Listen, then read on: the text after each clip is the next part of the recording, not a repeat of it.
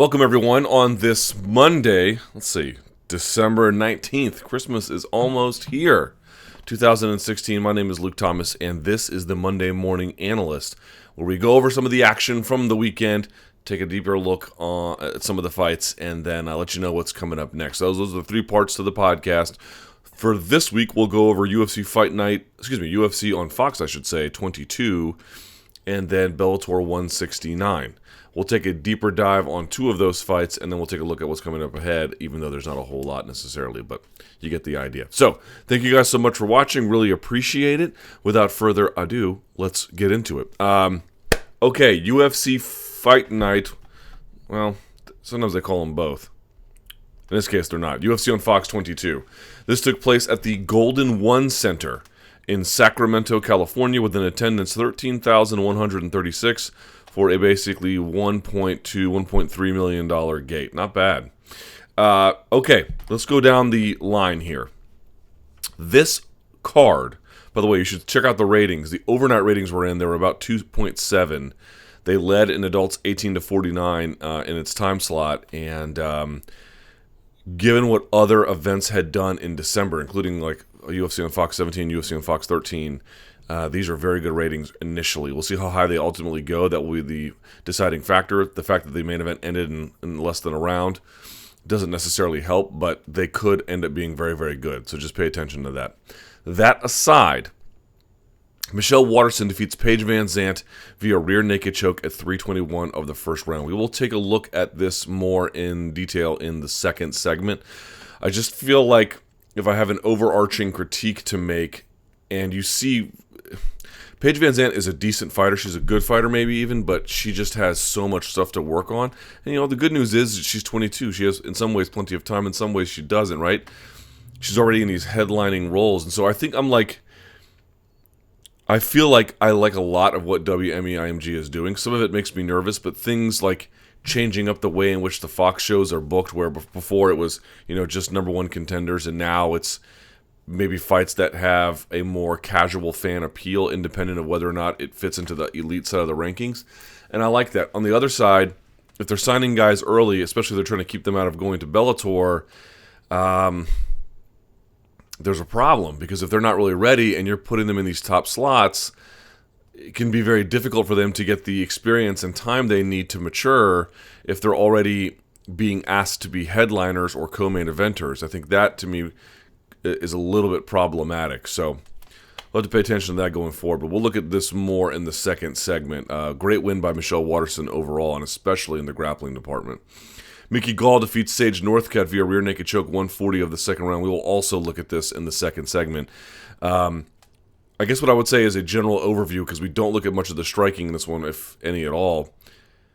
Sage looked more comfortable on the feet, certainly. Mickey Gall did not look very comfortable on the feet at all. Had a lot of bad reactions, getting clipped and then falling to his back to go to guard.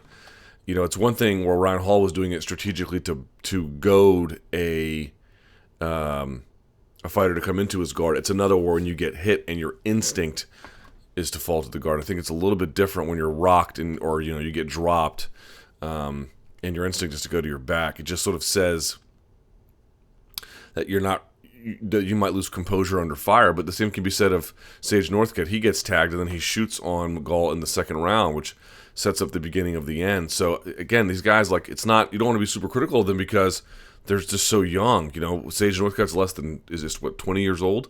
Mickey Gall, this is only his fourth fight. What can you really expect from a guy like that? You have to give them time to get their skill sets up, and so put him in these roles.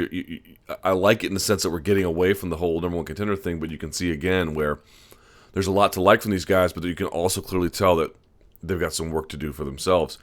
Then Urijah Faber defeats Brad Pickett, unanimous decision, 30-26 across the board, dropping him in the first and basically controlling him in the second and the third. My takeaway from this was Urijah Faber looked like to go out in the top 5, certainly top 10 in your division is no small feat. I really enjoyed, seeing what a great top grappler he is. You could see Brad Pickett being very diligent about defending the front choke, or that time that Urijah Faber took mount. He slid into that mount position airtight as Pickett was escaping underneath. But I just always appreciate sort of the innovative way in which Urijah Faber used his own preference in grappling to make that style come to life. And what I mean is he would get a takedown, and he wouldn't really be heavy on top. He would let a guy scramble. He wouldn't waste too much time, but that inevitably allowed him to control from the front headlock, which he may have not gotten a guillotine finish in this particular fight, although he tried. You could just see how these guys would roll to their base, and Faber would love that. I just liked how he put his own signature on his grappling in a way where some guys are good grapplers, but they're just doing things that are relatively textbook, and there's nothing wrong with that. I just like how you could see Faber had his very distinct style of grappling. I always kind of appreciate when guys can do that. He did look a little bit labored in his punches. Not all of them, just sometimes, but you could definitely see that he wasn't quite the dynamic athlete that he once was. But nevertheless, he was still able to be very effective striking, too. Like we said, on that clinch break, landing that left hook that dropped Pickett. So a lot to like from there. Pickett, man, is on a rough road. He has lost, I think, 6 of his last 7 fights? Something like that. Let me just verify this. He's lost his last 2. He's lost 5 of his last 6. I don't want to take that away from him, but it has been, since returning to bantamweight, he just had the one split decision win over Francisco Rivera. I don't think it's really unfair to ask when the end is coming for Brad Pickett because we are getting into some fairly dangerous territory here. Alan Jouban defeating Mike Perry 29-28 and then 2 30-27s. You probably could have given Mike Perry the first round, but after that, I thought this was a really disciplined game plan from Alan Jouban. Really great job at maintaining distance, staying out of trouble. Mike Perry was good about marching forward, but just had a lot of trouble figuring out what to do once he got there, unless he had him really backed up totally against the fence. Once he had him on the fence line, then he would just sort of let go and see what happened, because even if they clinched, he could strike in that space or back out and readjust. But if there was any kind of distance, not merely between them, but behind Jouban, excuse me, it created some issues for him. You can see that when Perry lands, he has big power, doesn't mind taking a shot. But for me, just ask who had the more dynamic striking style. You had Jouban front kick to the body, head kick, jab, jab, cross, left hook, putting combinations together, high, low, left, right. He was doing more in more different ways. And I think whenever you see that, as just as a general rule, that guy is probably going to win, all things being equal. Now, all things are not equal, of course, but in this particular case, it worked. Big, powerful Mike Perry, yes. Willing to march forward, yes. But to me, even if you're marching forward, if the guy in front of you is doing that kind of dynamic action, what is the point of walking him down? There is none.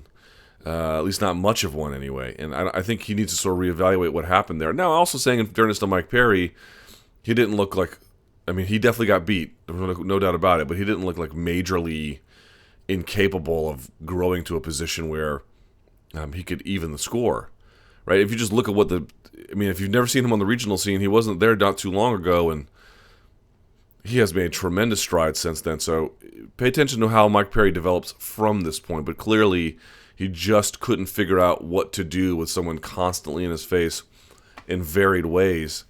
Even getting dropped in that second round, I like the fact that he was finding a home for that left hand Jouban, but he's throwing these circular shots from the side and the bottom and the top and the middle, and then steps out at an angle and created a left lane for that left hand. That was really nice from him too. So just a lot going on from Alan Jouban. It just kept Mike Perry confused and hesitant, and in that hesitancy, the rest of Jouban's game came to life.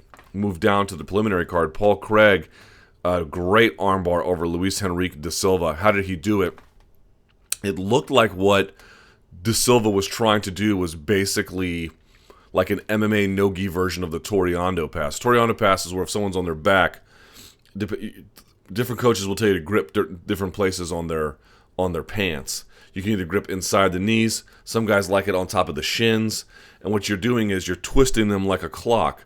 And you essentially twist them out of the direction, and you kind of drop your shoulder into that space. There's another way you can do it. It's not really a Toreando pass. It's more like a leg drag pass, where you take essentially their ankle and then their leg, and you bring it across your belt line, and you need to drive your body into that to adopt a leg drag position. This is something like a mix between the two, where it's a Toreando pass in the sense that you're just sort of throwing them by, twisting them around, and it's sort of a leg drag one where he wasn't going to leg drag, but it's more of a leg drag kind of grip. I know it's kind of complicated, but just suffice to say, here was the problem with the pass. He tries to throw him by and never really finishes it. That's why the leg drag pass is better, because when you bring them by, you occupy your space. You occupy the space with your hip line and your body as you sink into leg drag, and as a consequence, they can't bring their leg back. The major problem for De Silva was he threw it by and didn't finish. So there was a space there, and you could see he actually didn't have the armbar behind the arm and then over the neck. He had both over the neck, which tells you like that was the. I mean, that's not technically correct, but that was a great job by Paul Craig, because that was all the room he needed to cinch up that armbar. And then eventually I think he had a triangle there if you wanted one at the end if the armbar didn't work. But the problem with that from De Silva was it was this mix between Toreando and leg drag pass, and he never really fully completed it. And as a consequence, here came the armbar. Great job by Paul Craig. You don't see a lot of guys at light heavyweight pulling guard, and you can see why he did. He's got a great guard. Great reaction, Again, while it wasn't like super technical in the sense of what does a perfect armbar look like, you can tell if you've just got great dexterity, great awareness, great timing, and just a great understanding of how to use your guard. Doesn't have to be perfect to get the win. Mizuto Hirota defeating Cole Miller 30-26, 30-27, 30-27. Cole Miller had a couple of moments there in that second round where he was really able to get his distance going again, and I thought had a decent exchange pushing Hirota against the fence line, but then sort of sank in his I think it was his right leg, and it looked like he was trying to roll through for a half guard sweep and kind of got stuck underneath the bottom. Hirota having a big strength differential there. And Cole Miller, man, we all know his problems outside of the cage. Maybe he just didn't feel like himself, or maybe Hirota was just the better guy. Hard to say, but whenever Cole Miller is telling interviews, he doesn't even want to train, doesn't even want to go to a training session. Is that the best Cole Miller? No, I don't think so. So I'm looking forward to seeing what happens with Cole Miller after this. It sounds like the guy needs a break. But Hirota showing good strength, great ground and pound, vicious ground and pound, very accurate too. I like that from him. Colby Covington defeating Brian Barberina across the board.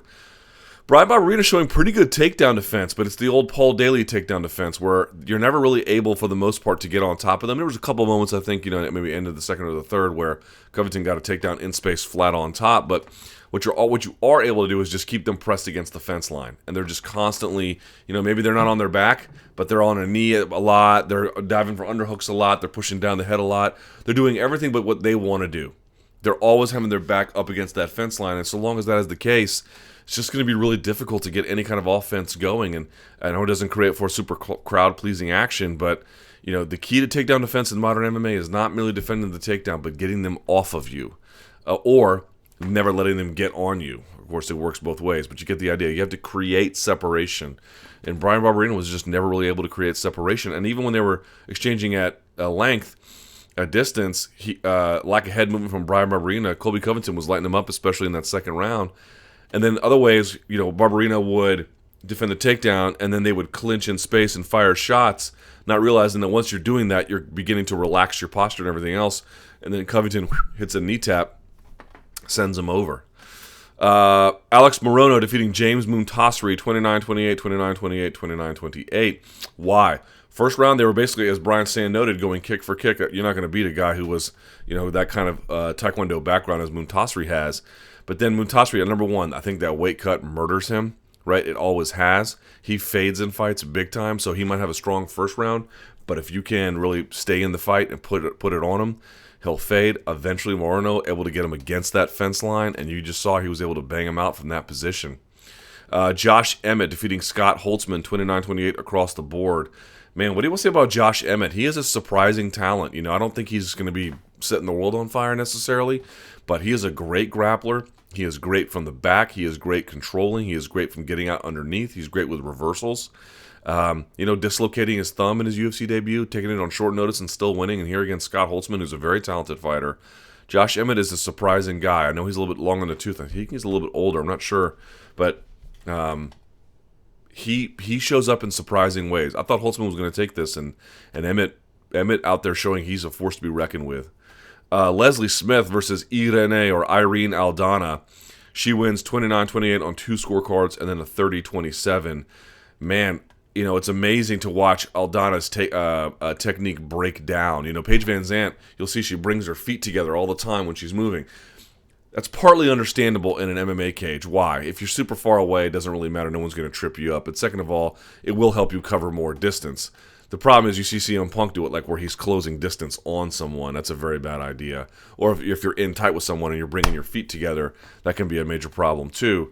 You can see Aldana has this really staggered stance where the feet, however much she moves the front one, the back one follows, right? There's always this kind of same level of departure, and then when Leslie Smith starts putting it on her, you can see the feet start coming together as a consequence. Now, in the end, it didn't exactly affect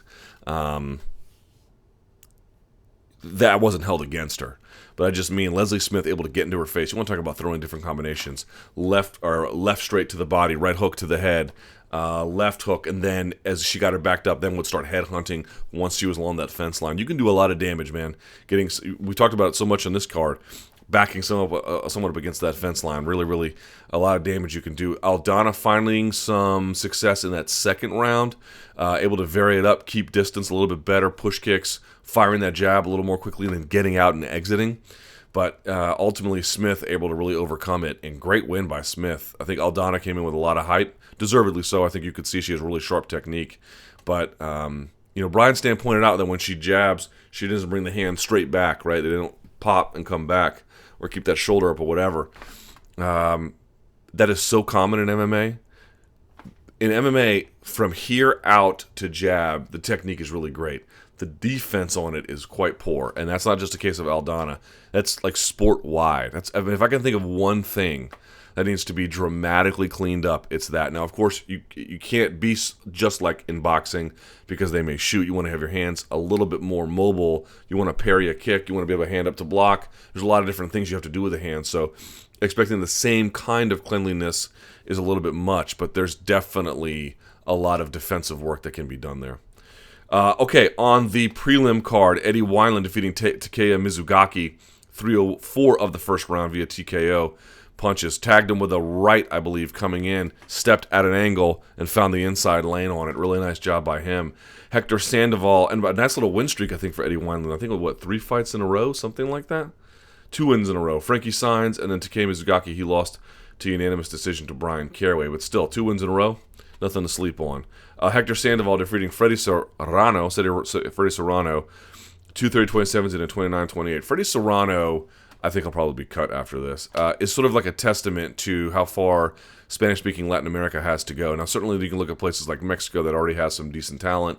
You can look at places like Argentina that are probably a step behind that, but have a history of producing some good black belts, at least. But, places like Venezuela, Peru, Colombia, Ecuador, sort of in that Andean region up at the top of the continent, they're just behind, man. Because look, Freddy Serrano is a super sick athlete. You can just tell how strong he is and how physical he is, and he's in his mid-30s too. Like, you can only imagine how much better he must have been 10 years ago.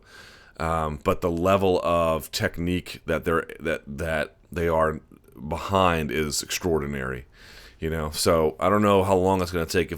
Maybe that region never really produces some top fighters, but if they are going to, they are at least a decade behind. And then Sultan Aliyev defeating Bojan Velikovic.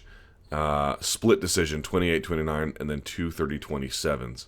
The fight of the night, Leslie Smith versus Irene Aldana. Of course, performance of the night, Michelle Waterson, and then Paul Craig. Quickly, Bellator 169 took place at the 3 Arena in Dublin, Ireland. Interestingly, at a great attendance, 12,184. It looked filled to me, for a total gate of about $1,187,940. It's a pretty decent gate, all things considered. I guess it was 896,243 in the local currency. Okay, Muhammad Lawal defeating Satoshi Ishii 30-27 across the board. This was an absolutely terrible fight. A terrible fight. A disaster of a fight. Mo Lawal doing enough to, certainly win basically everywhere. Got the takedown, was popping the jab. Here's the problem with it. Mo Lawal was doing everything he was basically supposed to do. Maybe he could have stepped on the gas, I guess, a little bit more. But Satoshi Ishii just did basically nothing except stand there and get beat on. And the problem is he's hard to hurt, and on the ground he's hard to, you could take him down, but he's hard to like pass on or like put in super dominant positions. So like he's there just enough to make it dull and nothing more. Terrible. And you have to ask yourself, like, what was Bellator thinking? Like, I understand James Gallagher is not like the biggest household name for American audiences, but this thing was already airing on tape delay. I don't know why you couldn't change it up, where you could, if you wanted to have Lawal versus Ishii air as the main event, you could have, and you could have had Gallagher as the main event, because here's what happened. After the Gallagher co-main event, and it was already the co-main, what's the harm of making it the main? The place emptied out. I mean, the fans were streaming out the door, especially as the fight got worse, which it did. So, like, I felt bad for King Mo. He did what he was supposed to, but it looked like it was a bad look on TV. I'm not saying the Irish are as bad as the Brazilians, where they only cheer for their kind, but you just got to wonder, like, if you're going to do this kind of thing, where you're going to a place and you have a big fan favorite, and after that, you know, you have some big names in MMA, but they're maybe a little more catered towards a Japanese or an American audience, and I don't know, you just need to think about how you stack that and how you arrange fights on that card. Speaking of which, James Gallagher defeats Anthony Taylor at 152 of the third round. Gallagher pulling a bit of a McGregor act. This is my country. You know, all that kind of stuff. Fans went nuts for him, though. No denying it. You know, a bit of a donk fest. These two guys were at range and would run at each other and clash into each other, and then run at each other and clash into each other. Eventually, Gallagher doing a pretty good job of getting the back and then finishing the choke. Leaned forward on Taylor as he had the choke. Taylor was defending until he got leaned forward on, and then what does he do? Puts his hands out to brace. As soon as he does, the choke got slid in and he tapped. Sinead Kavanagh. I mean, this was a terrible fight. Defeating Elena Kalianidou 30-27, 30-25, and 30-26. Kavanagh looked to be in a bigger weight class, but I guess wasn't. In any case, just backed Kalianidou against the cage and just pounded on her. This was a weird fight. And Kalianidou would run into a jumping switch, and before a kick would ever be thrown, Kavanagh would just crack her with a shot, almost like Brown did to Stefan Struve, that famous time where he knocked him down. And it was just like that over and over again. It was a total mismatch. Daniel Weichel back to action, getting a nice head and arm triangle against Brian Moore, and then Cameron Else defeating Dylan Tuke 20 seconds into the first round. That was a terrible card. Lastly, Bernard Hopkins. Oh, poor B-Hop. What do you want to say about Bernard Hopkins? I don't remember what the actual round is. Let me look this up very quickly. Poor Bernard Hopkins, man. It's the final fight of his career. He goes back to the Executioners from after he'd been the Alien for a while. So he comes in with the guys with like the Executioner masks. And I guess what round was it? 8th round. In the 8th round, he was losing the fight. I mean, maybe you had it even, but it looked to me like Smith was getting the better of him. Certainly the better puncher. And you know, the guy's, 51, 52. He's just sort of sitting there in space. And Joe Smith unloads this combination where he, like, punches him down, and then he lands, like, I think it was a right uppercut or right, you know, sort of a right shovel punch, and it knocks Bernard Hopkins through the ropes. And he lands on the boxing ring, not even the apron, but, like, the floor down below. By boxing rules, you have a 20 count to get back in. He doesn't answer it, and the fight is waived. I said this on Twitter, of course, talking about like literally the all-time greats in boxing history. But to me, it was something like, it was very cruel, but maybe cruelly poetic, where like in your last boxing fight, you're literally getting knocked clean outside of the boxing ring. I would have hoped for better of him. He deserves better than that, but the fight business is cruel, even to its greats. Somehow appropriate. I mean, it's not appropriate, but like somehow it sort of makes sense. Like it's almost like boxing being like the gods of boxing and being like, get out, you know. Okay, and that took place at the Forum in Inglewood, California, for the WBC International Light Heavyweight title, whatever that means. Let's do this. Let's take a look at the Gall versus Northcutt fight, and then a little bit of the Waterson versus VanZant fight, and then we'll take a look at what's coming up next. Let's do that now. Okay, here we go. Co-main event, Sage Northcutt taking on Mickey Gall. We're not going to look at the entirety of the fight, although we'll look at a lot more of this one than we will the main event. just because I don't know, this one just interests me more. By the way, quick shout out, if you know who this gentleman is and this gentleman is, it's probably because you've tried to check your deadlift form at one point or another. This is a guy called Silent Mike. He has a YouTube channel to that effect. So does Mark Bell, a famous powerlifter. I guess it's Mark Bell's gym, but they're sort of synonymous with the super training gym out in Sacramento. They had Urijah Faber on their podcast recently. If you subscribe to their channels, it's because you're probably into deadlifting and things like that. Okay, here we are, though. This is about 45 seconds into the first round, and Mickey Gall pressures Sage against the fence and then pulls out his left leg with his own, pulls out the right leg with his own left leg, sort of like a trip takedown, and then moves into half butterfly. You can see Sage is trying some kind of weird-ass rubber guard thing. This hand would, and I know next to nothing about the rubber guard, but I know enough to say this hand would have to be grabbing the shin, like past the ankle, and then this forearm would have to be in front of the face of Mickey Gall. Like, yes, you're controlling his posture, but this is not, I mean, you can tell, like, he just doesn't, like, Northcutt just doesn't have the flexibility for this. And I believe that position is called mission control. So this is not good to start. Now, he does have some decent moments, actually. But he has, look, everyone's like, oh, is he a purple belt? Is he not a purple belt? I don't know, you know. He could be a purple belt. Maybe some guy gave him one. Maybe, like, in the gym, he's better. You know, I don't know. What it looks like to me is that whatever level he's at, I don't know, but I don't think he gets pushed around enough in the gym grappling. I could be 1,000% wrong about that. I am not declaring that to be true, but it just looks like to me he hasn't faced enough adversity in reasonably common scenarios for upper-level grappling for him to extend that comfort level into mixed martial arts. That's my read on that. But, you know, his trainers would know better than me. Okay. So here you see him say, this would need to be all the way in front of that shoulder. It's just not there. Now, again, it's going to control his posture. He's got his hands on the mat. That's a no-no. But it won't really matter because he will let it go. And here comes Mickey Gall. Mickey Gall is going to be in half guard here. Let's see what happens as a consequence of this. All right, here we go. Now, you know what? You might say something about this. I actually kind of like this, and I saw this. What do you like about this picture if you're a Sage Northcutt fan? You like this. This is something CM Punk never did, right? Inside bicep control. Now, you don't want it... This is a delicate thing where you want it kind of close to your face, but not like you don't want to get it compressed into yourself too hard. It's a fine line, and it's a lot of feel that happens there. But you definitely don't want your head wrapped, and he's got that inside bicep control. And he fights him here for a while. Sage Northcutt actually does a pretty good job, right? You can see him leaning up, still kind of controlling that. You don't want your elbow too far away from your ribs. You don't want your hand too far away from your face. So that part's not great, but all I mean to say is I liked that when Mickey Gall was trying to assume certain positions, he wasn't allowed to just barge into them. He kind of had to work for it a little bit. In fact, in some ways, he had to work for him a lot.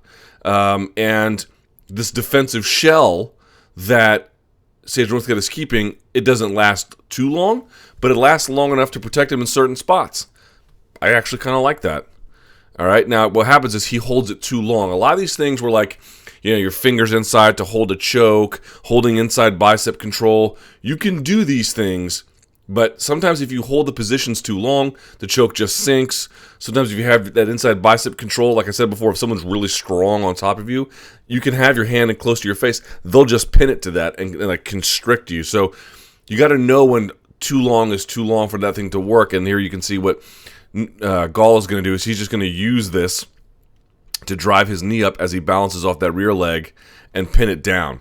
And he lands a couple of nice shots on top, but Sage Northcutt kind of reacts. So what does he do? He eventually scoots back, right?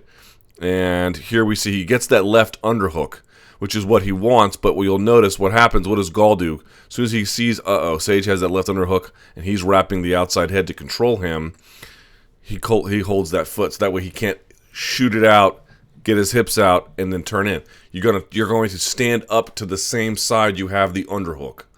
Understand that. And good job by Sage here fighting the hands. Okay? So here you see Mickey Gall leaning through, trying to really sink that in.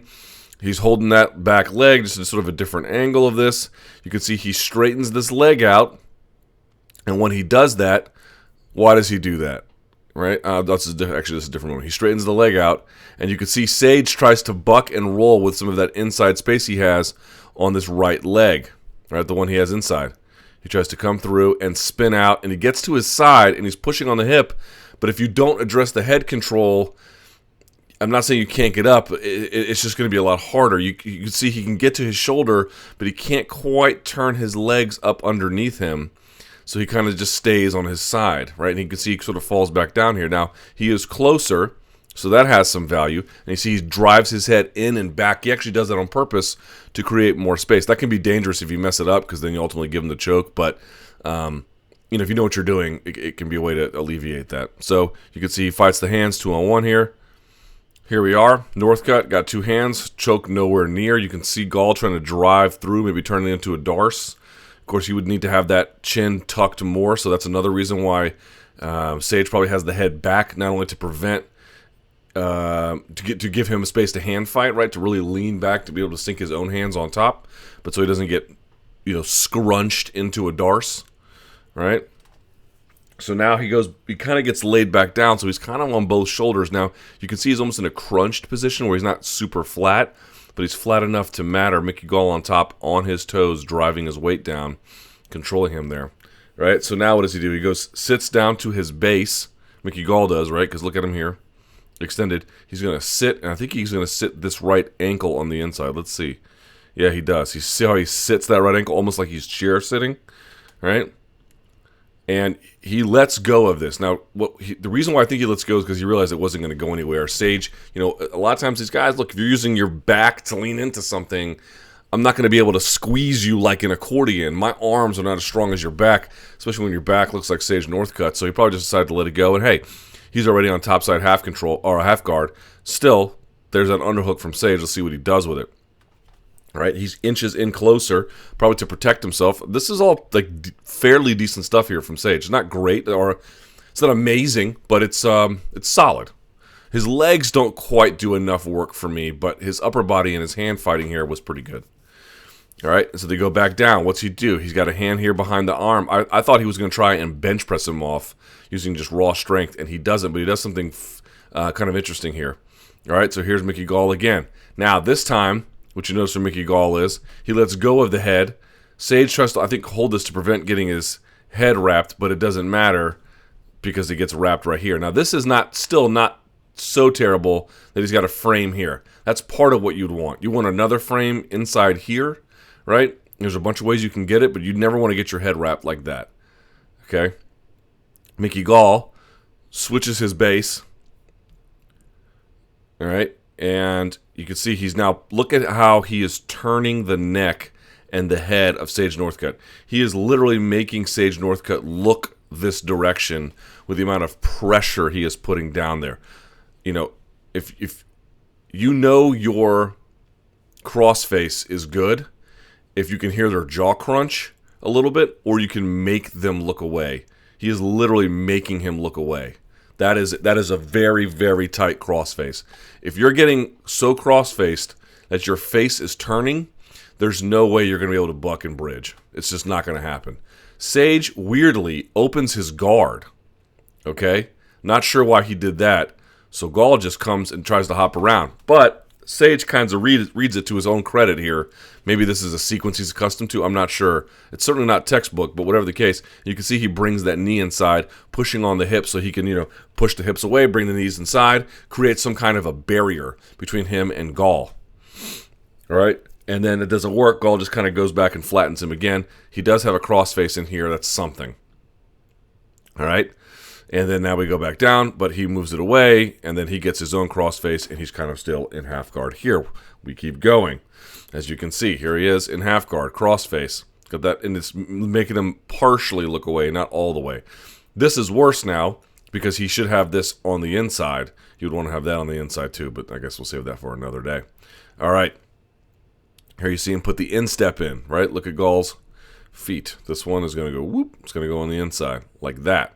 You can use that for an instep pass if you want. So Michelle Reed looking at Mickey Gall pass, wondering like what happened to those DC public schools. Okay, so he decides to pass because what happens? He does this, and he can just I think there's no real guard holding him here, not much of one anyway. So he's able to just hop his hips out and over. And Sage is trying to catch him and can't. All right, so we keep going. Then he moves up. This is better. He's got one arm in the hip here, and he's got another one cross-faced on the inside, so that's pretty good. But he moves it away. I think I took out that slide. What you see is he reaches up with this hand, and so Gall just occupies that space. Not great for old Sage here. He tries to mount in a way that is probably good if you're in a hurry, but it's not going to work on someone good. A lot of times with mount, you start with a knee on belly. You want to slide it and then windshield wiper this leg and whip it on the outside. This one's almost like trying to mount a horse. Not exactly, it's halfway in between the two, but Sage realizes it, tries to put a hand out. You can see the fingers here to stop it, even though he's getting cross-faced here, right? You would want to mount someone when you're cross-facing them, especially if you can get them to turn away, because if you can control their neck and their head, their hips are not going to be able to do a whole lot. All right, and he actually can't get it, so it's actually a pretty good job there by Sage. She looks bored. Here we go. Keep going. Now he's got less of a crossface. It's kind of more over his face than a crossface is almost on the neck chin, not the chin face. But just keep that in mind. So then he switches over to the other side. Ooh, thinking maybe I'll attack the arm. Sage actually does something here that's extremely athletic. And technical. I don't want to take it away from him, but it's not super technical because he didn't do it from a position where it's you have a high rate of success. I think he just gets away with it because he's an insane athlete. So what does he do? He digs this hand underneath. There's a side control escape where if you dig this arm that's close to their hip underneath it, in other words, my bicep is touching your belly, what you can do is you can bridge and you can literally throw them over you like you've seen those powerlifters or those, I shouldn't say that, those strongmen throw kegs over those walls. You're almost doing the exact same thing. Now they kind of grip those kegs by the handles. It's a little bit different, but you get the idea. Like you have literally a baby in your arms, and you want to throw the baby in the trash over your head or something. I know that's a very terrible analogy and an unethical one in some ways, but you get the idea. You're taking imagine you're carrying logs in your hands, like you're doing bicep curls, and you're not like curling you're not curling the logs into you. You're just taking and throwing it over your head behind you.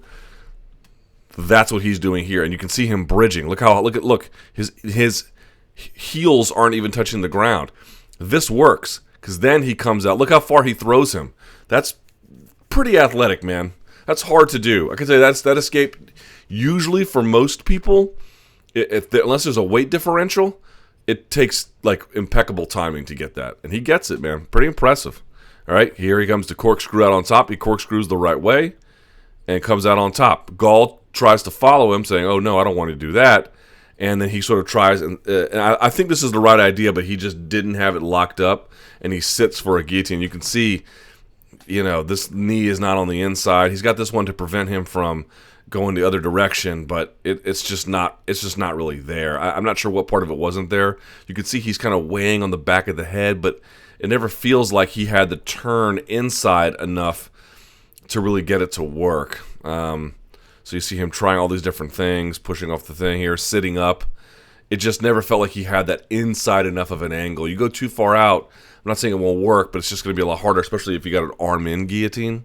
Those arm-in guillotines really require the precise kind of pressure, and he doesn't get it. So what happens? Sage gets you can see, look at his thumb here. He gets it on the inside, pops the grip. Okay, but he messes up here. Sits up. Okay, this is where he messed up. This he needed to clear this. He should have either stepped out and then dropped his hips, but he kind of sits there like he's sitting in someone's butterfly guard or something. I don't like this at all. Why don't I like this? Because you got a crossface here. Your leg is going to be stronger than his arm.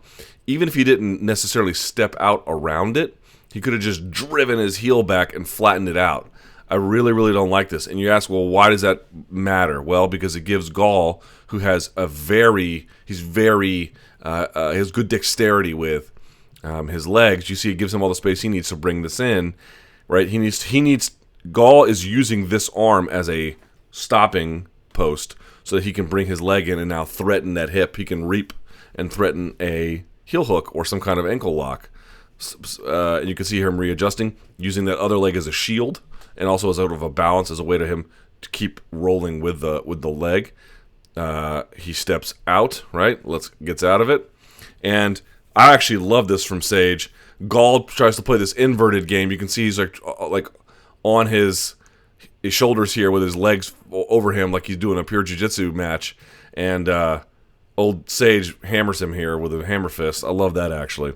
All right, but they come back, and this is where it's sort of the beginning. Well, I guess not the beginning of the end because it's still in the first round, but you can see sets up for a takedown here, tries to fire it. Sage puts one hand down, and what saves him is that far leg. Because now you can see, look how far back his hips are. You just don't have the angle on him that you need. It's not so much just the hand, because you can still whip around the hand. He actually manages to get his right foot to the ground. That saves him. But Gall keeps going. He's still above the thigh, so that helps. And you can see he pushes down. This time he gets the hand. Can't get that. He just can't get his weight behind him enough, and his hips behind him, and his hips over his legs enough for it to matter. So he goes down. Now he actually tries something here from guard. Didn't like this at all from Sage. We all know the levels. We've talked about it before. Survival, defend, attack. And before, what you saw was defend and escape. That's pretty good, right? Don't like this from Sage. I don't like this at all. He's controlling the posture. There's nothing here. He's throwing up a submission. You can see his hips getting off the ground. There's nothing here. He doesn't really have control of his posture. There's too much distance here unless he was able to quickly whip at an angle. And he doesn't really do it. He kind of just throws the triangle up straight, right? And there's nothing there. You can see Gall reads it right away. He's got his head tucked, but there's no controlling of the posture here whatsoever. Doesn't have nearly high enough. I don't like this, and it gets worse because then he says, "Well, I'll just go to the omoplata." But look at the angle in omoplata. On a full-on omoplata, this hip should be touching that hip. Gall is going this way. Northcutt is going this way, almost at right angles. There is no omoplata here. You got to get this arm around their back to prevent it from sitting up.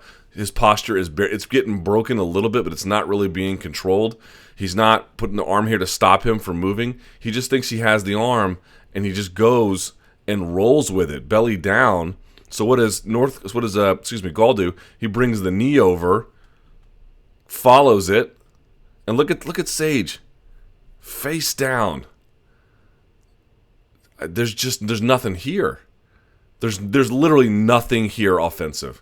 And now you've gone to this way. And here's what I also don't like about it. He goes up and he tries to roll, and he rolls flat like this, and he ends up in side control. I don't like this. If he was here, right, he should have Granby rolled on the inside of his shoulders, so at least he could have regarded, or he could have been on his knees. Instead, he just ends up in side control. Now, it's the end of the round, so I guess, who cares? But if you're here and you feel them coming across your back and you get here, this is terrible. This is super terrible. You have nothing here. You have no control of the arm. You have no control of any part of their body. You're flat down.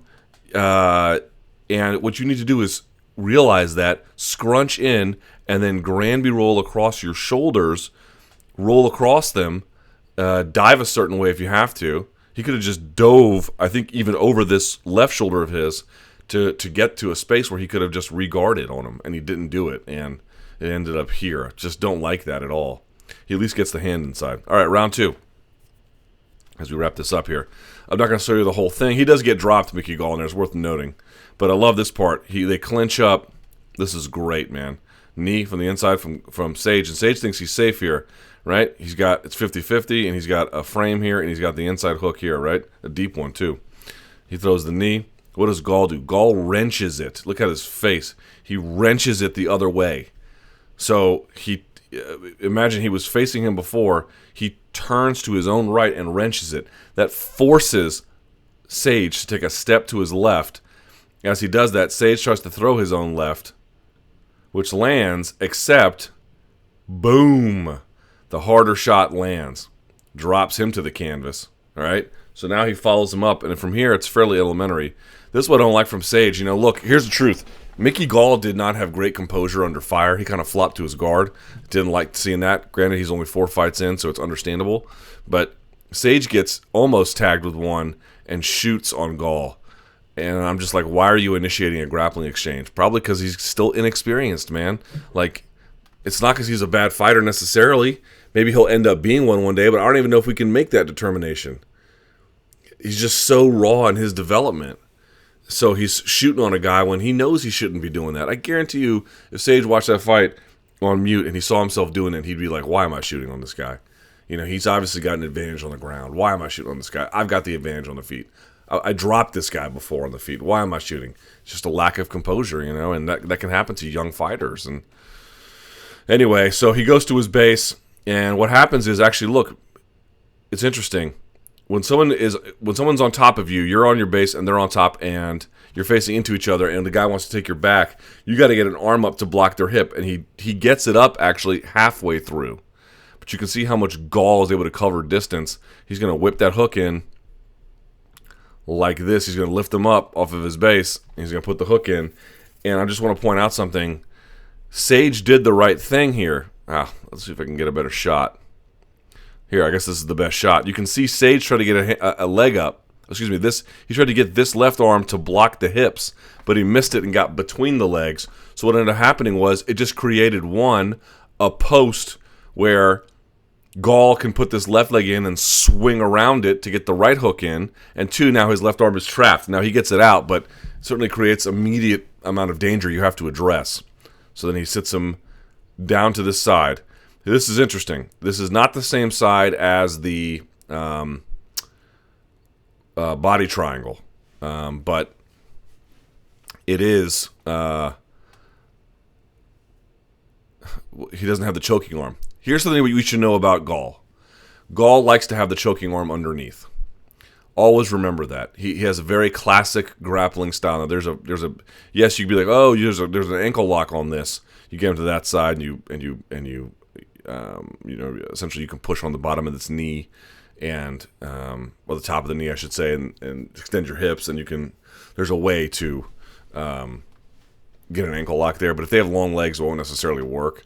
In any event, he wants to have this choking arm underneath, right? That's what he wants. And he's got the shoulder trap, so he actually has great control here. He's got a body triangle, and he's got the shoulder trapped. So this is big trouble for him. But you just know he likes to choke on the same side of where he's leaning, always and forever. That's what he always wants to do.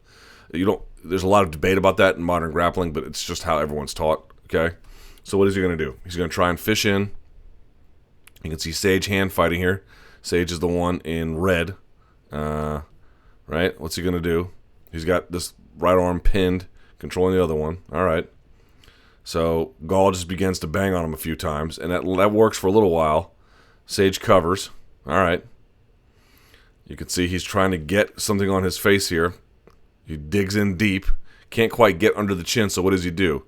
He covers the other side of the face and pulls it. Gets underneath the chin with his fingers and the other side of his face, and he just pulls it open. And what happens? Sage panics and releases this grip from himself. There's nothing here. There's no choke here. Even if he were to put this choke fully on with one arm, if you're covering this one, you should be basically fine. Uncomfortable, and sometimes you can get finished with a one-arm choke like that, but it's pretty hard to do in modern MMA. All right, but Sage feels like, oh no, my neck's getting exposed. I don't want that to happen, so he lets go of his own left hand. You can see that. Look at him just letting go.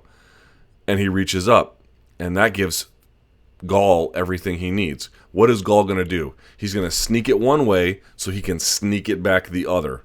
This is what he does. He tries to sneak it like this. But if that were the case, he would fall back to this side. He doesn't. What does he do? He falls to the other side. What does that tell you where the choke is coming from? Choke's going to come underneath from the left side. That's what's going to happen even if the footlock is down there. He likes to choke whatever arm, whatever hip he's sitting on. And how does he do it?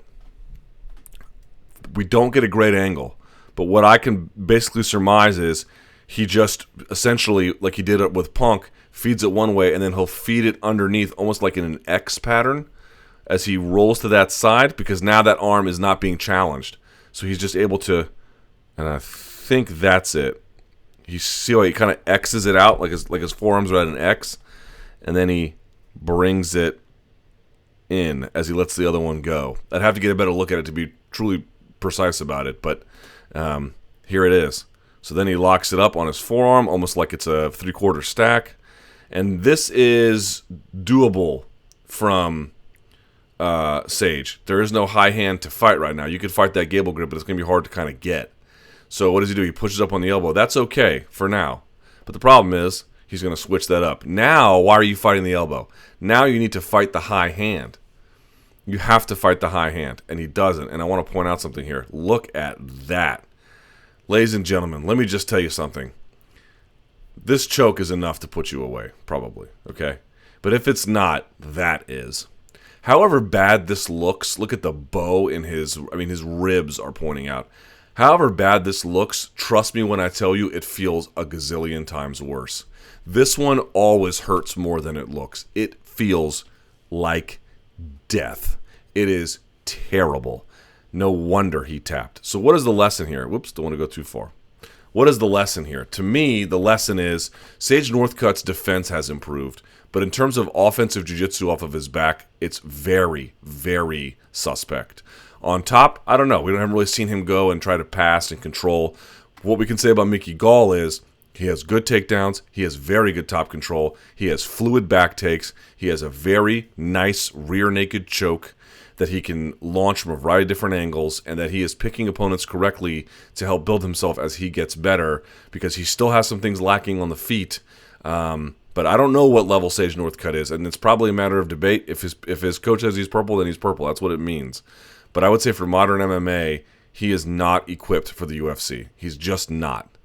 And that's something that even his biggest critics and his biggest fans need to recognize. Mickey Gall has problems on the feet too, definitely. But on the ground, Sage Northcutt, he's just not really prepared for this level.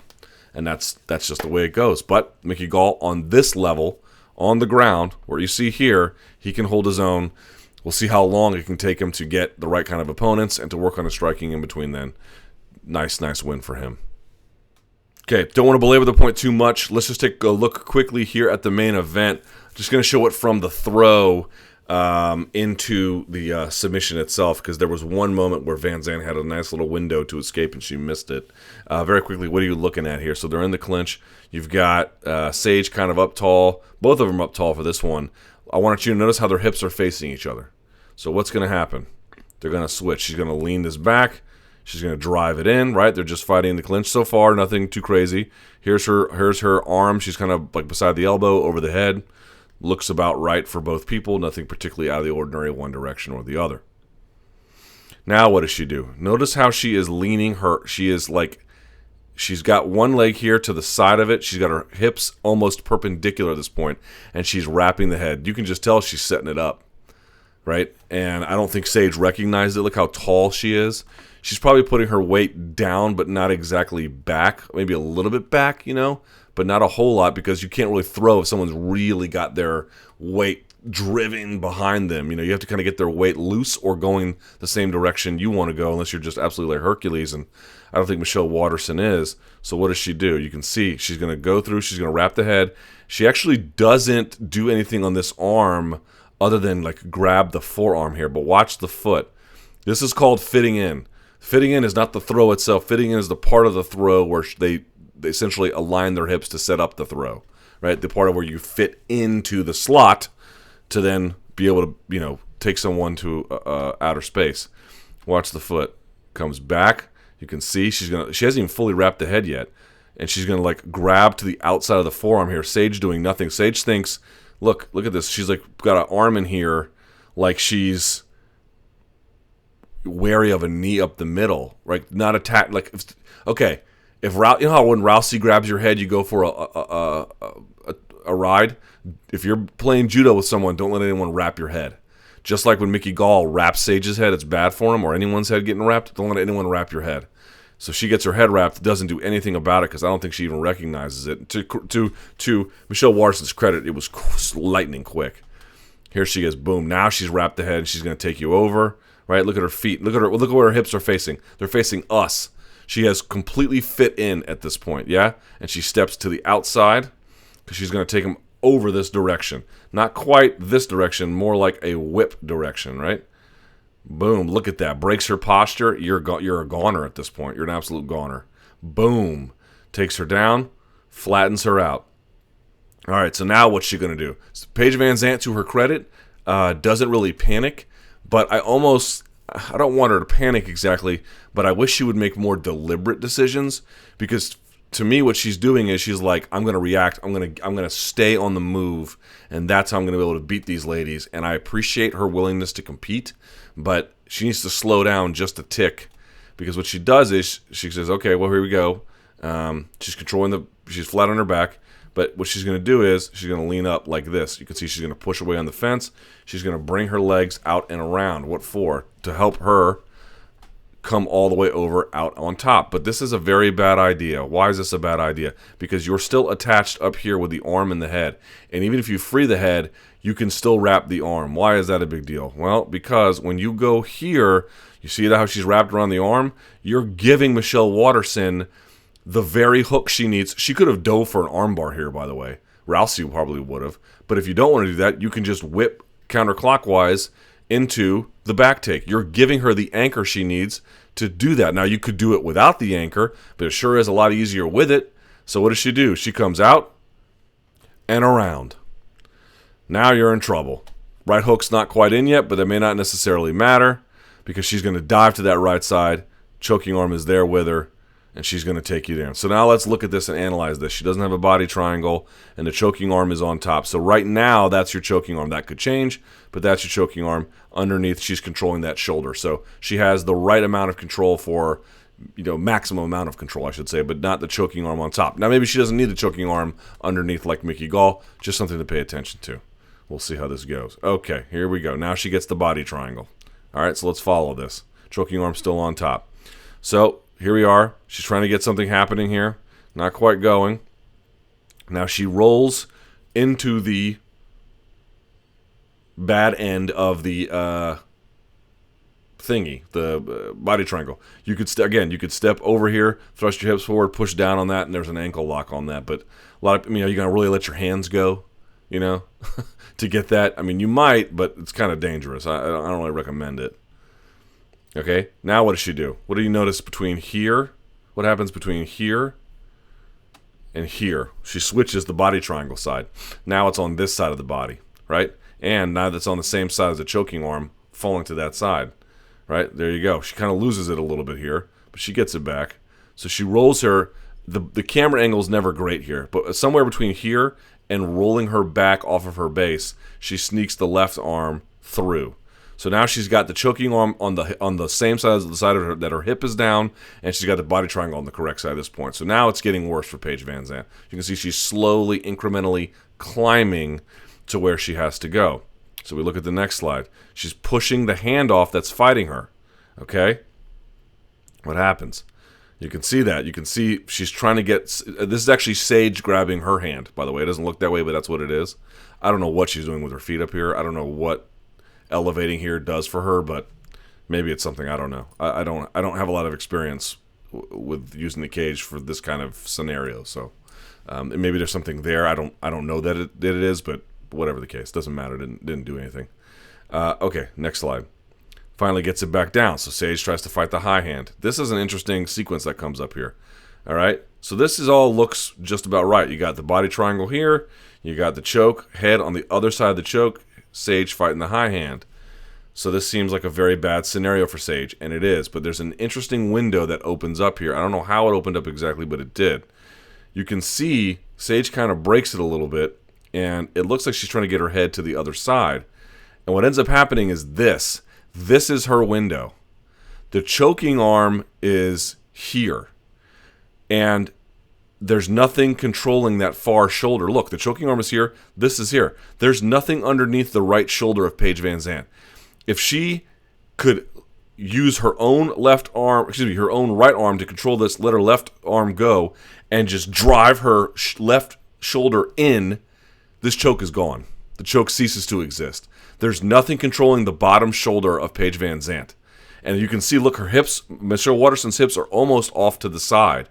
But she is so fixated here on 2-on-1. You see the two hands on this. She never sees the window. The window is right here. This choke is off. There is nothing controlling the bottom shoulder. If you can just maintain one arm and just slightly I know the body triangle's tight, and maybe that probably impacted her. I'm not saying it's super easy, but this was an opening window right here. You see it, 2:12 of the first round. She could have got it. Okay, she potentially could have gotten out of this. I'll just put it that way. But she missed the window, and what happens? She cinches it back up. Now she's still on the same side as the non-choking, or excuse me, she's on the, you want to be on this side ideally, right? So you don't create windows like that. You don't want to create windows like that. You want to be on this side, so you don't have to worry about that. But whatever the case may be, Paige is just moments away here from. So you can see she's still fighting the high hand here. This is a decent enough job with it. This is not very comfortable, but you're not going to go out this way. At least most likely not going to go out. But it's going from bad to worse. Michelle Waterson kind of sneaking her hands slowly up here. And I want to show you something that ultimately, look how deep that choke is, man. So she's like, we're going to pop her head off like a champagne cork.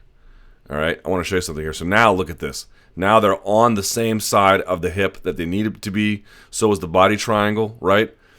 This is great. So the choking apparatus is on the other side. The choking arm is underneath the neck, underneath. They're leaning on that. That's what you want, right? The same side that Mickey Gall likes to go to. And they're going to lean back. Now what's going to happen here? You can see, look at the red gloves here, the red tape on the gloves. Sage reaches up to fight this and pulls out. Look at that. Go back. See this? She's going to take the wrist and try to pull it this way, right? Like that. That's not going to do anything. Think about your arm. If your arm is locked up, which way could you possibly grip it? From what I think they would call in weightlifting external rotation. It's going to be very hard. There's not very far that shoulder can go. You want to get the internal rotation. You want to pull this in and down. That's where it's easiest to break. That's where the motion goes. Just hold your hands up and look at your wrists, right? Look, take your hands, pull both your hands up and look at your palms. Look at the palms of your hand. Now, take them statically and try to rotate them out. They'll go, what, 4 or 5 inches maybe? Now take them at a neutral position where you're looking at your palms and rotate them in. They can go all the way down to your knees and then beyond that, right? If they're just looking at your palms right in front of you, they can just go a little bit to the sides. But they can go all the way in. So you don't want to rotate this way. You want to rotate it this way. Now understand, she's getting choked. Who knows if she was all there? I'm just saying that's why this didn't work. I'm not like bagging on her for it, but there you go. And so finally, they get rescued. What is the lesson here? Michelle Waterson has very good grappling. Despite being undersized, it looked to me like she was very prepared for this fight. Looked like they had a great game plan, keeping distance away with the side kicks. But what it really shows me is, man, Paige VanZant has a ton of heart, and I like the fact that she really gets after a fight. But there's a lot of technical refinement that some of the young guns in the UFC need to make, and she's definitely one of them. And last but not least, we take a look at what's coming up in the week ahead, and the answer is nothing. It's Christmas. I'm sure there's something going on in the world, but there's no UFC, no World Series of Fighting, no Bellator. There's hardly anything going on. So what are we going to do for this podcast? I'll talk to my boss. If he wants one, then I'll do that Donald Cerrone switch kick. I'll do that probably at some point anyway, but maybe it'll be next week. I don't know. But there's definitely no events this weekend. So you know what you should do? Spend time with your family. Enjoy Christmas or whatever you celebrate during this holiday period. Just be with friends and family. Don't work too much. Try to take some time off, and don't drink and drive. Get an Uber, get a Lyft, walk, I don't know, do something, just not that. Okay? Guys, thank you so much for watching. I really appreciate it. You're the best. Please like this video, share it around. I always appreciate it when you do. And until next time, ladies and gentlemen, enjoy the fights.